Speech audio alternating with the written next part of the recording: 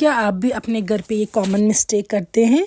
अगर आपने नई ओखली घर पे लाई है और बिना सीज़निंग किए हुए आप उसको यूज़ कर रहे हैं, तो फिर अभी रुक जाइए और उसकी सीज़निंग कर दीजिए। जब भी हम घर में ओखली लाते हैं, चाहे छोटी या बड़ी, वो हमें इस कलर की हो मिलती है, वाइटिश इन कलर, मगर इसमें काफ़ी डस्ट पार्टिकल्स होते हैं, स्टोन पार्टिकल्स होते हैं, जिसके लिए इसको सीज़निंग करना ज़रूरी है और उसके बाद आप इसको यूज़ कर सकते हैं। स्टेप्स याद रखिएगा सीज़निंग के। पहले आपको इसको सोक करके रखना है पानी में। आप देख सकते हैं पानी में डालते ही ऊपर के डस्ट पार्टिकल्स वगैरह सारे ऊपर आ चुके हैं पानी में।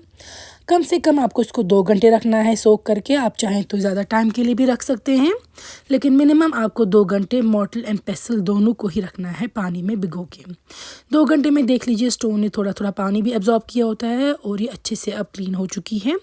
अब हम इसको साबुन की मदद से प्रॉपर्ली वॉश कर देंगे। ये स्टेप आप वॉश बेसिन में भी कर सकते हैं। मैं बस आपको दिखाने के लिए यहाँ पे दिखा रही हूँ कि आपको इसको सोप अच्छे से अप्लाई करनी है हर साइड पे, अंदर से भी बाहर से भी, और फिर आप इसको प्रॉपर्ली वॉश कर देंगे और फिर अच्छे से सुखा लीजिएगा इसको। यहाँ पे देख सकते हैं ये मैंने सुखा दी है। अब हम इसमें डाल रहे हैं चावल। इससे हम इसकी ड्राई ग्राइंडिंग करेंगे। उससे ऐसा होगा कि अगर इसमें कोई ऐसा स्टोन का पार्टिकल हो जो अच्छे से स्मूथ ना हुआ हो, तो इसकी एजेस वगैरह जो है वो प्रॉपर्ली स्मूथ हो जाती है। तो चावल को हमने अच्छे से कूट लिया है इसमें। तो ड्राई ग्राइंडिंग के बाद अब हम इसमें हल्का सा पानी डालेंगे और इसमें हम इसकी वेट ग्राइंडिंग कर देंगे। तो ये सारे स्टेप्स करना आपको ज़रूरी है, इसके बाद ही आप इसको अच्छे से यूज़ कर सकते हैं। यहाँ पे थोड़ी सी हल्दी मैं ऐड कर रही हूँ और हल्दी के एंटीबैक्टीरियल प्रॉपर्टीज़ भी हैं, आपको पता ही होगा। और फर्स्ट टाइम यूज़ करने के लिए पहले आप इसको ये सब चीज़ें ऐड करेंगे।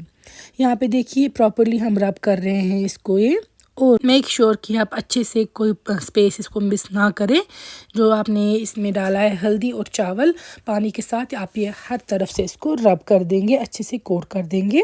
चाहे तो आप हाथों की मदद से भी आप इसको अच्छे से रब कर देंगे, ऊपर भी साइड्स एजेस वगैरह, बट अंदर से ज़रूरी करना है इसको। यहाँ पे देखिए मैं इसको फिर से अच्छे से ये रब कर रही हूँ ताकि इसमें स्टोन जो होगा, कहीं पे शार्प वगैरह होगा तो वो सब कुछ स्मूथ हो जाएगा।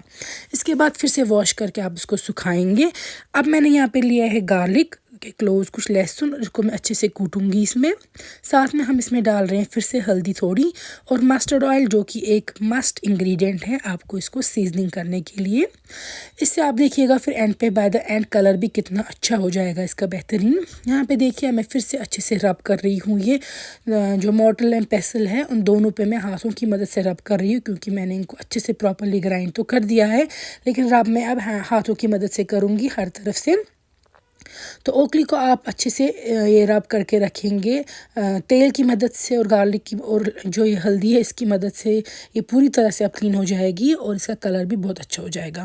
आपको रात भर ये अब ऐसे ही रखना है और नेक्स्ट डे आपको ये अच्छे से वॉश कर देनी है। ये देखिए यहाँ पे मैंने ये नेक्स्ट डे वॉश कर दी है और सुखा भी ली है, और आप देख सकते हैं कलर चेंज कितना है। अब आपकी ओखली तैयार है टू यूज़।